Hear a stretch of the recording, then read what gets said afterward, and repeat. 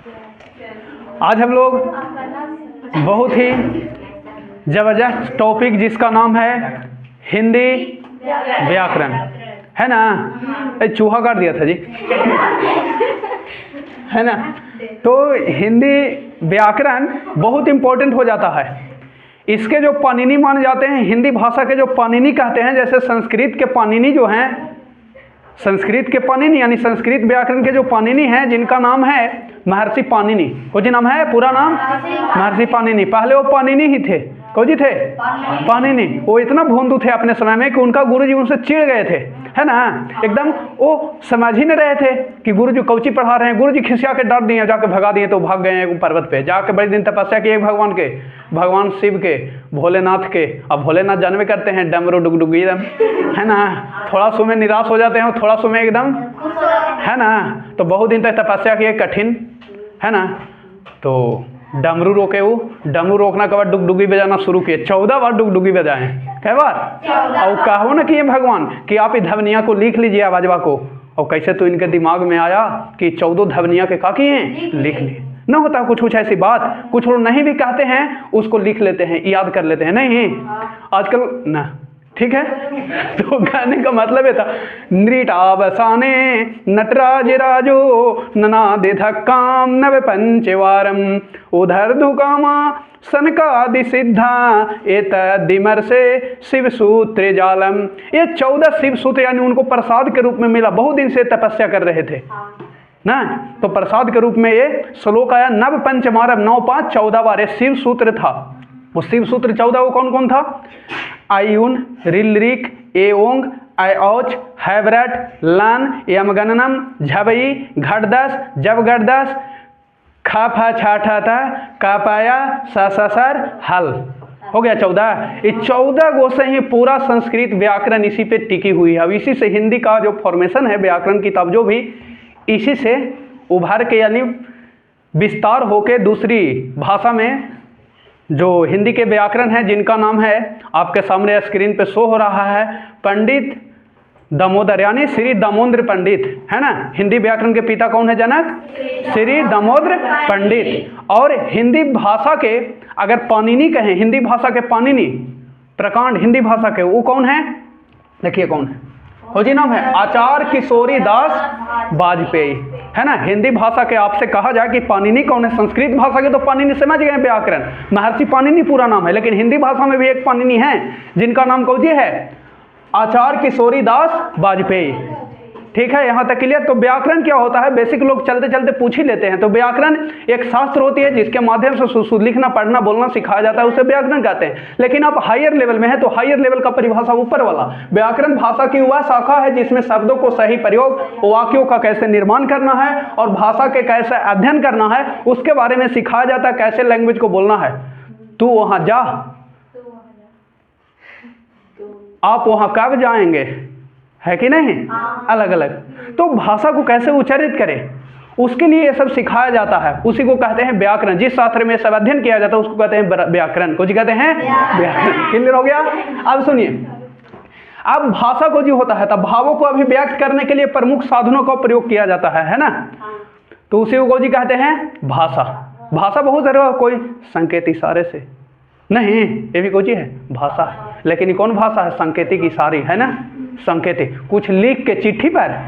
तो भाषा को अभिव्यक्त करने के जो जो साधन है वो सब साधन क्या कहलाते हैं? भाषा कहलाते हैं। भाषा की सबसे छोटी इकाई क्या कहलाती है? वर्ण या अक्षर। अब हम लोग शुरू करने वाले हैं मेन टॉपिक जिसका नाम होगा वर्ण या अक्षर। क्षर माने क्षर और अक्षर माने जिसका क्षरण ना हो, जिसका नाश, है ना, उसे अक्षर कहते हैं। ठीक है, तो अब हेडिंग रहेगा कोची वर्ण। यहाँ से अनेक कॉम्पिटिटिव एग्जामिनेशन में पूछा जाएगा। ठीक है, शुरू करते हैं। हेडिंग दीजिए वर्ण।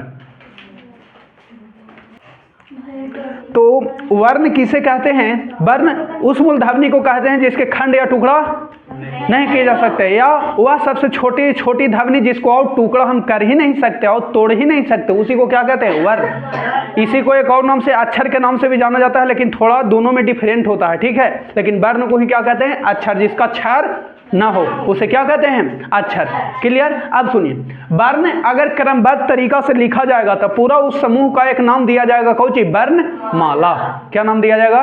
वर्णमाला। ठीक है, अब भाषा की सबसे छोटी इकाई, दो आधार पर, भाषा की सबसे छोटी इकाई उच्चारण की दृष्टि से, जो बोलने की दृष्टि से, ध्वनि कहलाता है। सवाल आपसे पूछा जाए कि भाषा की सबसे छोटी इकाई उच्चारण की दृष्टि से क्या होगा, 4 ऑप्शन, तो क्या कहते हैं, ध्वनि। और भाषा की सबसे छोटी इकाई लिखने की दृष्टि से, लेखन शैली की तरीका से, वर्ण या अक्षर, वर्ण या क्लियर हो गया।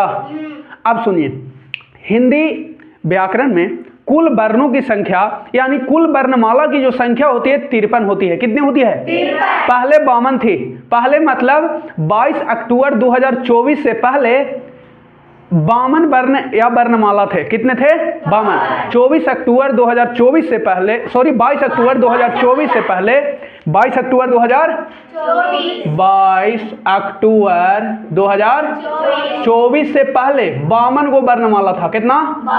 टेक्नोलॉजी के दौर में अब 22 अक्टूबर के बाद 23 अक्टूबर से ही, यानी अब जो होगा अब 53 होगा। 52 की जगह अब कितना होगा? 53। अब आपसे कोई सवाल पूछे कि बताइए हिंदी वर्णमाला कुल वर्णों की संख्या कितनी होती है हिंदी में, तो 53 होती है। कितने होती है? 53। केंद्रीय हिंदी जो निदेशालय है, केंद्रीय हिंदी जो समिति है, उन्होंने संशोधित करके कहा कि कुछ लोग गाल को काल भी कहते हैं।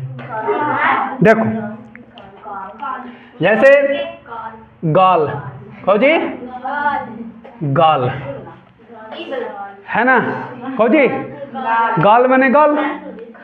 अब इसको लिख देगा आई से, एकरो गाले पढ़ेंगे, इसको गाले पढ़ेंगे। अब इसका मतलब बताओ, ये गाल बने गाल हो गलो, कपोत कपोल, कहो जी हो गलो, ये गाल बने गाल। अब ये गाल बने बताओ, एकरो गाले पढ़ेंगे।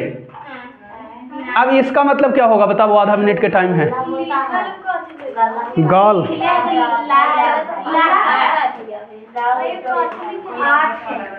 ये गाल मैंने कहा गाले है, इसको लय उच्चारण करना। इसको देखो ला भी होता है, एले भी होता है और जेड एच भी होता है इसका उच्चारण। इसको विशिष्ट व्यंजन कहते हैं। कहो जी विशिष्ट व्यंजन, यही एगो बढ़ा है, यही एगो बढ़ा है विशिष्ट व्यंजन। कौन व्यंजन है? इसको ला उच्चारण होता है, एले भी होता है, जेड एच भी होता है। ठीक है, इसका उच्चारण स्थान अगर पूछेगा विशिष्ट व्यंजन इसका, तो इसका उच्चारण स्थान मूर्धन्य है। कौन सी है? मूर्धन्य। अब सुनो, ये गाल माने क्या होता है? गाली। ये गाल कोई लिख देखो ना तो गाली, कोई जो बोलो गाली। अब बताओ खाल, हेलो खाल, और एगो आओ खाल लिख दिए, लो एकरो खाले पढ़ेंगे।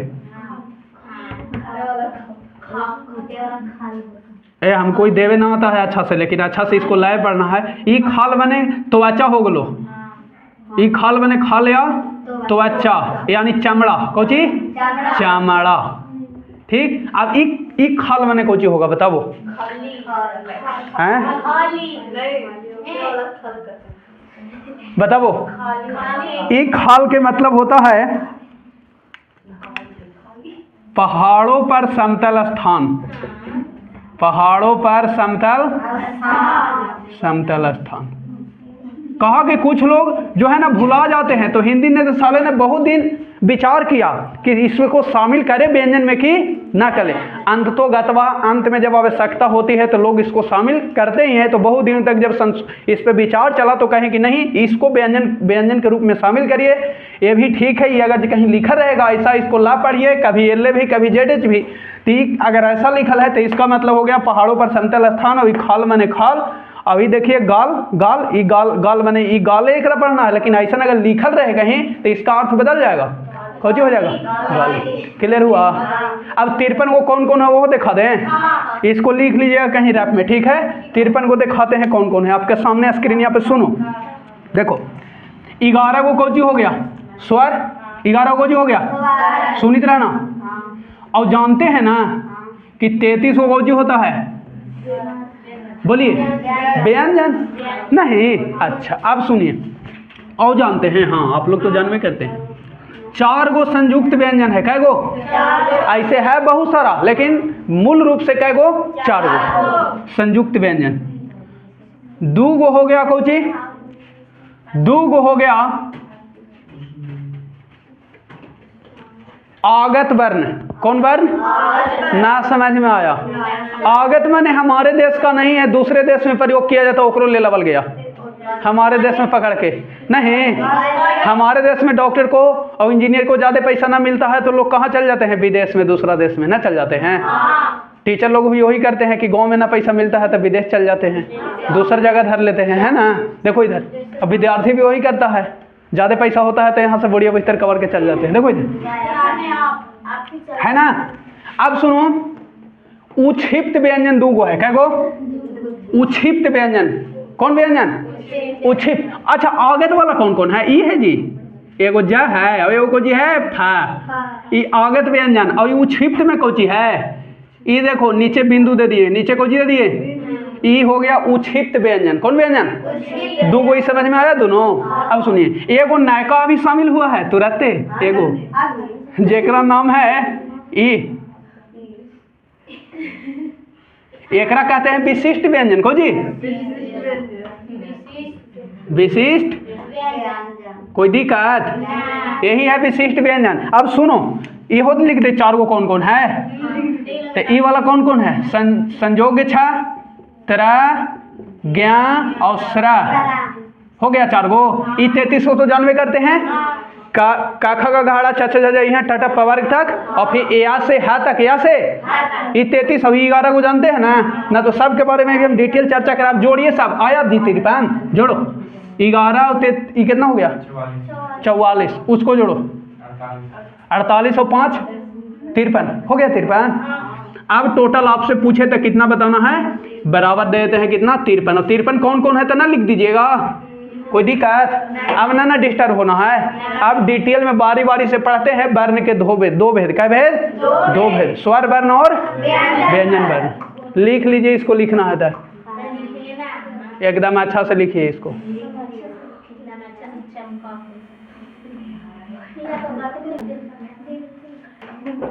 तो हम लोग अब पढ़ रहे हैं वर्ण के दो प्रकार, स्वर वर्ण और स्वर वर्णों की संख्या हिंदी में कितना है? 11। कितना है? और संस्कृत में कितना? 13। संस्कृत की एग्जाम में अगर आ जाता कितना? लेकिन महर्षि पाणिनि के अनुसार स्वर 9 गो है। क्या गो?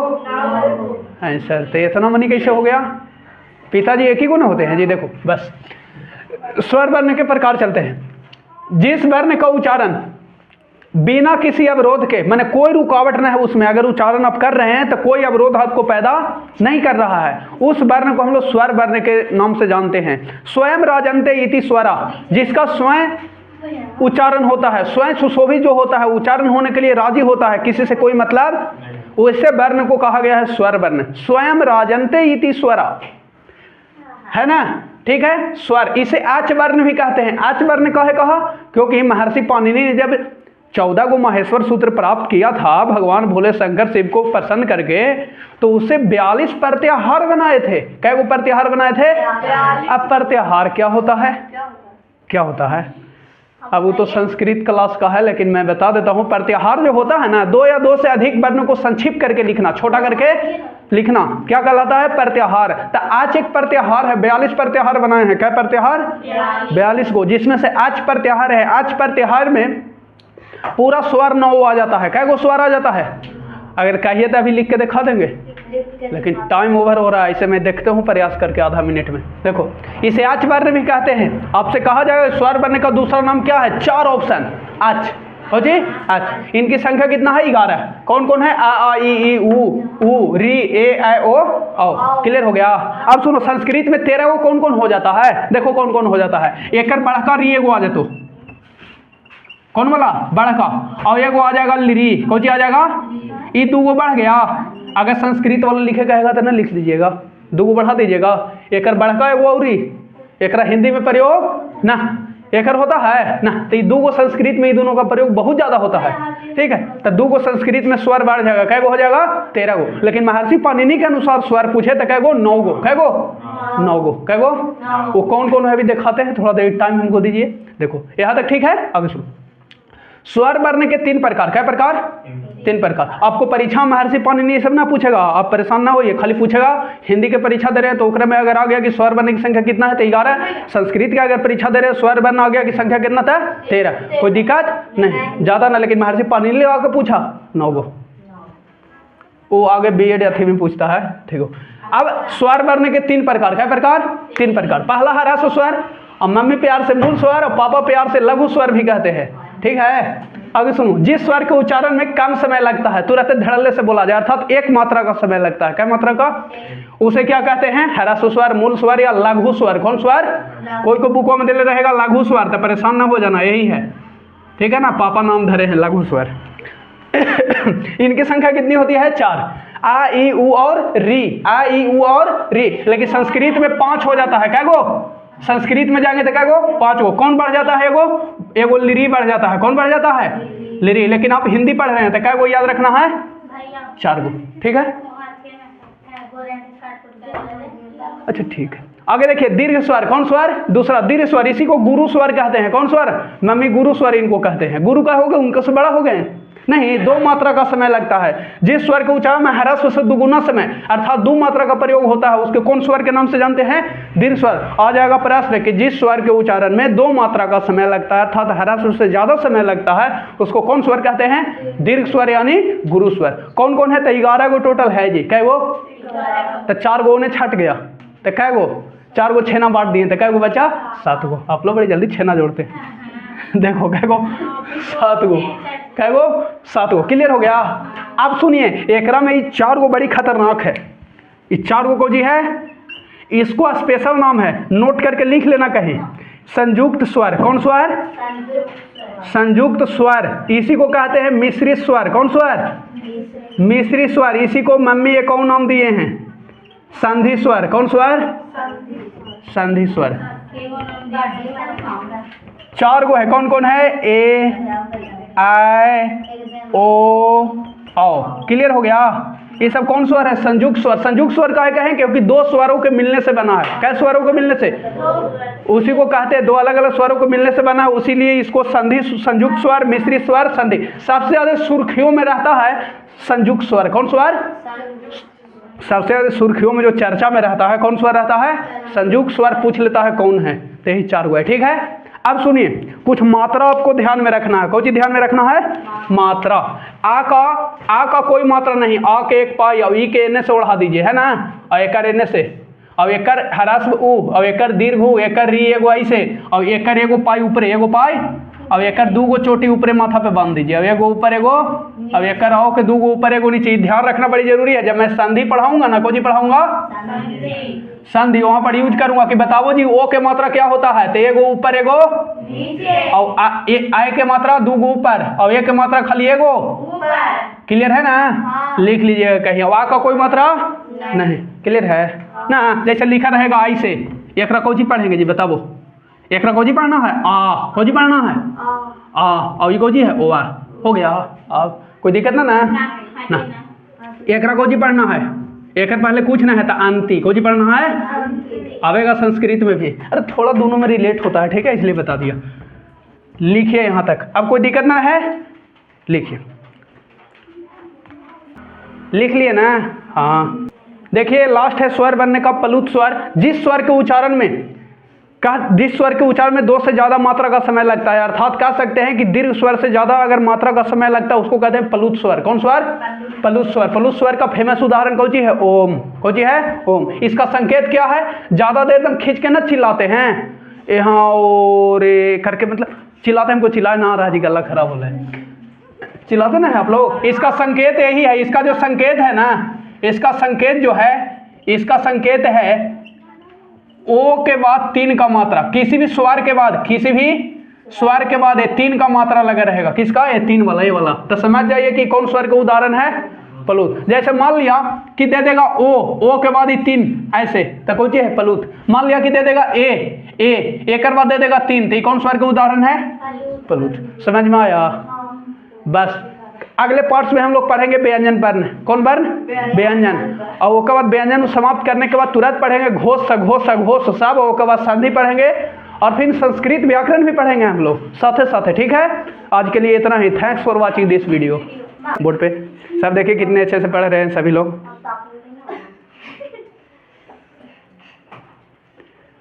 ये सब आगामी अपनी ज़िंदगी को सुलभ बनाने के लिए सभी लोग पढ़ रहे हैं, मशगूल हैं। कॉर्नर में जो बैठे हुए हैं ना, ये बहुत खतरनाक विद्यार्थी हैं।